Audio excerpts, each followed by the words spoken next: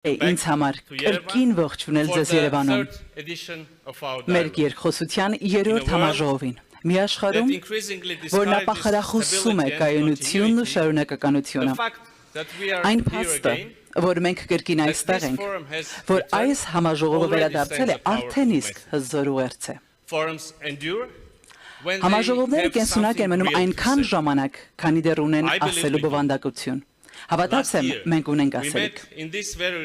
Անցյալ տարի մենք հանդիպեցինք հենց այս դահլիճում, նավարկելով անհայտության միջով խորագրի ներքո։ Մենք նրագրեցինք մի աշխարհ, որը պատված էր խիտ մառախուղով, քանի որ ծանոթ ճարտարապետությունը փլուզվում էր։ Կանոններն անհետանում էին, եւ մենք վստահ չէինք, թե ինչ է սպասվում առջևում։ Խոսեցինք կողմնացույցների եւ քարտեզների մասին, անդրադարձանք տեկտոնական տեղաշարժերին եւ ուղղության փոփոխությանը։ Մենք հարց էինք տալիս, թե ինչպես է մեզնից յուրաքանչյուրը նավարկում այդ անորոշ միջավայրում։ Այսօր այդ մառախուղը մասամբ ցրվել է։ Բայց խաղաղ ծովի փոխարեն մենք տեսնում ենք բազմաթիվ փոթորիկներ։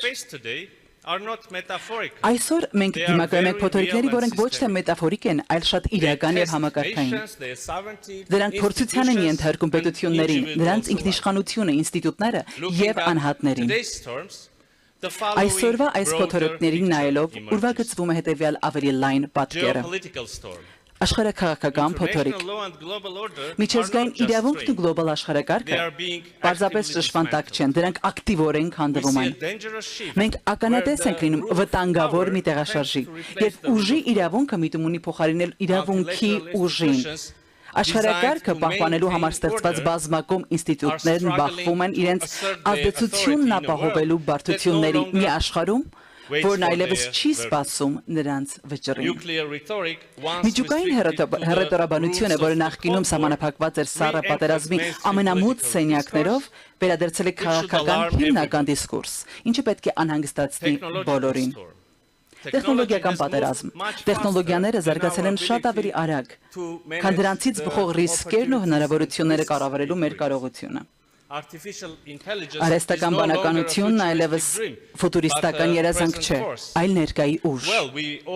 Մենք բնականաբար կանխատեսում էինք, որ այն կվերափոխի արդյունաբերություններ, կվերացնի որոշ մասնագիտություններ եւ կփոխի աշխատանքի էությունը։ Բայց դրանից զատ արհեստական բանականությունը նաեւ դարձել է մանիպուլյացիայի ուժեղ գործիք։ Արդյունաբերական ծավալներով գեներացնելով ապատեղեկատվություն, ստեղծելով կեղծ իրականություններ եւ իրավուժական ճշգրտությամբ թիրախավորելով ժողովրդավարական հասարակությունները։ Տնտեսական փոթորիկ։ Համաշխարհային շուկան այլևս կայուն չէ, իսկ վերջին զարգացումները խորապես հասանել են այն համոզմունքը, որ բաց առևտուրն օգուտ է բերում բոլորին։ Մայր ցամաքներ միավորող մատակարարման շղթաները հեշտությամբ խզվում են։ Էներգակիրների գների տատանումները կարող են մեկ գիշերվա ընթացքում խաթարել ազգային տնտեսությունները։ Տնտեսական պատժամիջոցները դարձել են աշխարհաքաղաքական ճնշման առօրյական գործիք, առևտուրը վերածելով մարտադաշտի։ Բնապահպանական փոթորիկ։ Բնական համակարգերը, որոնք ապահովում են կյանքը երկրի վրա, մեր կլիման, ջուրը, հողը, անտառներն ու կենսաբազմազանությունը այլևս պարզապես չեն փոփոխվում, դրանք գտնվում են լրջագույն ճնշման ներքո։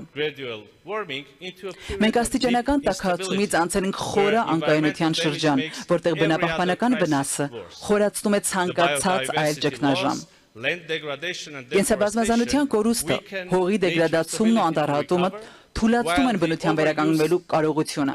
մինչդեռ բնական ռեսուրսների չափից ավելի օգտագործումը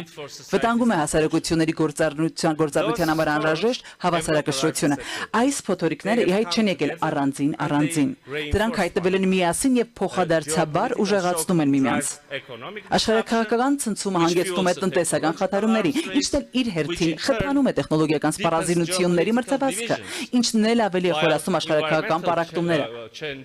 Մինչդեռ բնապահպանական վնասն այս բոլոր մարտահրավերների կառավարումն էլ ավելի է բարդացնում։ Տիկնայք եւ պարոնայք։ Հայաստանը գիտի, թե ինչ է նշանակում լինել փոթորկի կենտրոնում։ Ես անկեղծ կխոսեմ։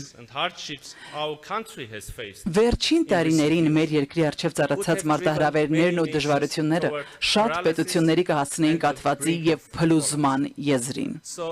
Ուստի ցանկանում եմ կիսվել որոշ եզրահանգումներով։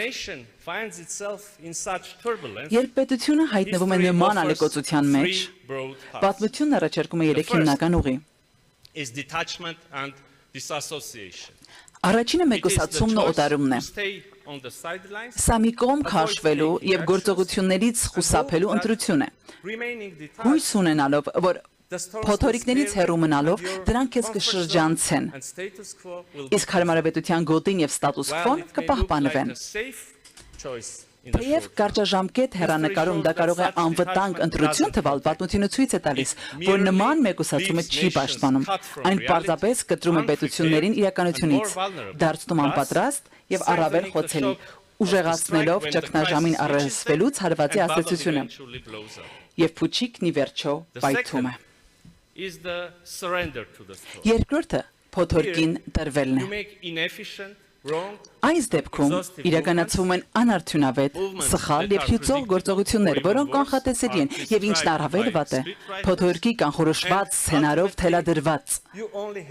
որի արդյունքում նպաստում ես փոթորիկի իր իսկ կողմից ընտրած ուղղությամբ քեզ ներքաշելուն։ Այսպիսով կորցնում ես վերահսկողությունը, այլևս չես որոշում քո իսկ ապագան, դառնալով սեփական պատմության օբյեկտը, այլ ոչ թե սուբյեկտը։ Իսկ պարզապես հոսանքին տրվելով կամ փորձելով սանձել այն, անխուսափելիորեն առերեսվում ես ուրիշների որոշումների զոհ դառնալու եւ գոյաբանական մարտահրավերների առջեւ կանգնելու վտանգին։ Եվ երրորդ ընտրությունը՝ անցնել փոթորիկների միջով, առաջնորդելով պրագմատիկ մոտեցմամբ եւ ապագային միտված տեսլականով, ուղիղ առերեսվել իրականությանը առանց ընդունելուց խուսափելու փոխարեն։ Գիտակցել, որ անկայուն աշխարհում գոնե որոշակի կայունություն ապահովելու միակ ճանապարհը ղեկը սեփական ձեռքը վերցնելն ու հստակ գործուն ռազմավարությամբ առաջ շարժվելն է։ Եվ այո, թեև հաջողությունն այս պարագայում ամենևին հաստատուն չէ, սակայն առաջին 2 տարբերակները հաստատաբես կործանարար են։ Տիկնայք եւ պարոնայք, մենք Հայաստանի Հանրապետությունը մեր նորագույն պատմության ընթացքում անցել ենք այս 3 ճանապարհներով, թևակողել ենք այս 3 փուլերը։ Տասնամյակներ շարունակ մենք կարծում էինք, թե մեկուսի մնալով հաջողությամբ խուսափում ենք փոթորիկներից եւ պահպանում սովորական դարձած մեր հարմարավետության գոտին։ Սակայն երբ եկավ պահը, ճգնաժամը եւ այդ երևակայական անվտանգությունը փլուզվեց, մենք հայտնվեցինք մի հորձանուտում, որտեղ չնայած մեր համառ ջանքերին, մեզ ձգում էին դեպի անդունդ։ Եվ այդ ժամ ինչ-որ մի պահի մենք որոշեցինք դուրս գալ պատմության այդ արատավոր շրջապտույտից։ Չհետևել այն ուղուն, որն ուրիշներն էին կանխորոշել մեզ համար, այլ ստանձնել պատասխանատվություն մեր սեփական ճակատագրի վերաբերյալ ինքնիշխան որոշումներ կայացնելու համար, չմնալ անցյալում, այլ նայել առաջ, կառուցելու ժամանակակից ժողովրդավար եւ զարգացած հասարակություն իրական ինքնիշխանությամբ եւ հստակ սահմանված տարածքային ամբողջականությամբ ի պետություն։ Այս իրողությունների պայմաններում իր որդեգրած խաղաղ կենսակերպով։ Եվ հենց այդ պահին է, որ ծնունդ առավ իրական Հայաստանի գաղափարը։ Ձերդ գերազանցություններ, հարգելի հյուրեր, երբ թվում էր, թե տարբեր փոթորիկների ազդեցությամբ շուրջ բոլորն ամեն ինչ խանդվում է, մենք հաստատեցինք խաղաղություն։ 2025 թվականի օգոստոսի 8-ին Վաշինգտոնում կայացած խաղաղության գաղափարաժողովը նշանավորեց պատմական շրջադարձային պահը, երբ Հայաստանի վարչապետը եւ Ադրբեջանի նախագահը ԱՄՆ նախագահի վկայությամբ ստորագրեցին համատեղ հռչակագիր։ Նույն օրը ես եւ իմ ադրբեջանցի գործընկերը նախաստորագրեցինք Հայաստանի Հանրապետության եւ Ադրբեջանի Հանրապետության միջև խաղաղության եւ միջպետական հարաբերությունների հաստատման մասին համաձայնագիրը։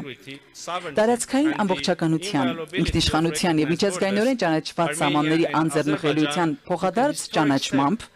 Հայաստանը եւ Ադրբեջանը կատարեցին պատմական քայլ, փակելով տասնամյակների հակամարտությունը եւ թևակողելով խաղաղության ու կայունության նոր դարաշրջան մեր տարածաշրջանում։ Իհարկե, խաղաղությունը երբեք չպետք է ընկալվի որպես մեկանգամյա ձեռքբերում։ Խաղաղությունը պահանջում է մշտական խնամք, ուշադրություն եւ հայեցում, քանի որ եթե ջանք չներդնես դրա մեջ,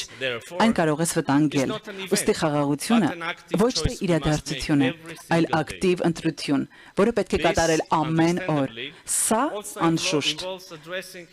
ներառում է նաև մարդասիրական խնդիրների հասցեագրում, նպաստելով հասարակությունների միջև վստահության վերականգնմանը եւ իրական հաշտեցմանը։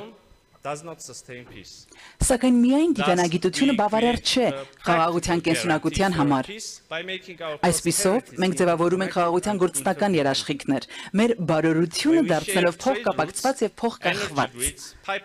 Երբ մենք կիսում ենք առևտրային ուղիներ, էներգետիկ ցանցեր, խողովակաշարեր եւ թվային կապեր, մենք կիսում ենք նաեւ ռիսկերն ու օգուտները։ Հետևաբար, մեր հարևանների հետ միասին,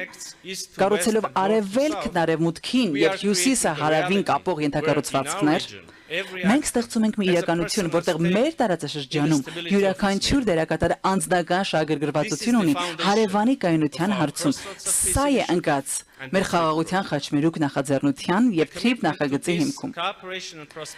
Խաղաղության համագործակցության եւ զարգացման հանձնառությունն է մեր հարևանների նկատմամբ մեր մոտեցումների ուղենիշը։ Թուրքիայի հետ հարաբերությունների կարգավորման գործընթացն արտացոլում է մեր այն համոզմունքը, որ բաց սահմաններն ու բարիդրացիական հարաբերությունները լավագույնս կծառայեն մեր ժողովուրդների շահերին։ Վրաստանի հետ մենք շարունակում ենք խորացնել ռազմավարական գործընկերությունը, հիմնված փոխադարձ շահերի վրա։ Իրանի հետ մենք մշտապես պահպանել ենք բարեկամական կապեր եւ սերտ գործընկերություն։ Փոթորկի միջով անցնելու ռազմավարությունը հանգեցրել է խորքային վերափոխումների, նաև տարածաշրջանից անդին մեր գործընկերություններում։ Հայաստանը կատարել է ինքնիշխան ընտրություն, վարելու բալանսավորող եւ բալանսավորման արտաքին քաղաքականություն, հիմնված ոչ թե մեկ կենտրոնից կախվածության, այլ տարբեր ուղղություններով բովանդակային եւ փոխշահավայր գործընկերությունների ձևավորման վրա։ Միացյալ Նահանգները, Ֆրանսիան, Ղազախստանը, Չինաստանը եւ եվրոպական երկրների ընդլայնվող շրջանակը այսօր մաս են կազմում Հայաստանի ռազմավարական գործընկերությունների համայնապատկերնում, ոչ որպես միմյանց այլընտրանքներ, այլ որպես բազմազան եւ համագործակցային արտաքին քաղաքական ճարտարապետության հենասյուներ։ Մեր անմիջական հարևանությունից դուրս այս վերափոխումն առավել տեսանելի կերպով դրսևորվել է Եվրոպական միության հետ հարաբերություններում։ 2025 թվականի դեկտեմբերին ընդունված ռազմավարական օրակարգը ստեղծում է համագործակցության կառուցակարգված հիմք քաղաքական անվտանգության եւ տնտեսական ոլորտներում։ Վիզաների ազատականացման շուրջ երկխոսության մեկնարկը բացում է մի կարևոր դուռ, որը կարևոր է ոչ միայն կառավարությունների, այլև Հայաստանի քաղաքացիների առօրյա կյանքի համար։ Վերջին օրերին Եվրոպայի տարբեր երկրների ղեկավարներ սկսած Դուբլինից մինչև Թբիլիսի հավաքվել էին Երևանում, մասնակցելու եվրոպական քաղաքական համայնքի գագաթնաժողովին, ինչպես նաև Հայաստան ԵՄ առաջին գագաթնաժողովին։ Ձեր հետ գերազանցություններ, բարեկամներ, ամփոփելով Փոթորիկները գուցե երբեք լիովին չսանձվեն։ Նոր անորոշությունները միշտ ի հայտ կգան, փոխարինելու արդեն իսկ հաղթահարված դերին։ Սակայն մեր փորձից քաղած դասը ֆատալիստական շարքից չէ։ Այն ընտրության, ազատության եւ գործելու ուժի մասին է։ Ռազմավարական տեսլականի եւ պատշաճ գործողությունների շնորհիվ փոքր պետությունները կարող են փոթորիկների միջով գտնել իրենց ուղին եւ կերտել իրենց ինքնիշխան, խաղաղ եւ բարգավաճ ապագան։ Այսպիսով, տիկնայք եւ պարոնայք, փոթորիկները միշտ կմոլեգնեն, ուստի եկեք դրանք միասնաբար հաղթահարենք։ Շնորհակալ եմ եւ բարի գալուստ Երևանյան երկխոսություն։